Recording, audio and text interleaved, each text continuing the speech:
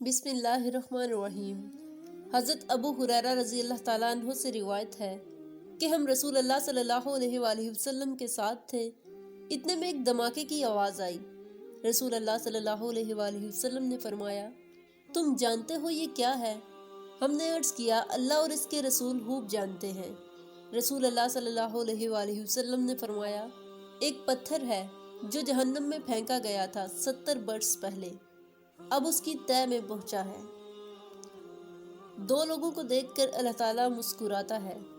रसूल अल्लाह सल्लल्लाहु अलैहि वसल्लम ने फरमाया, एक वो है कि जो सर्द रात में अपने बिस्तर और लहाफ से उठकर वज़ू करता है और नमाज पढ़ता है, तो अल्लाह ताला फरिश्तों से पूछता है, मेरे बंदे को ये तकलीफ़ बर्दाश्त करने पर किस चीज़ ने उबारा है?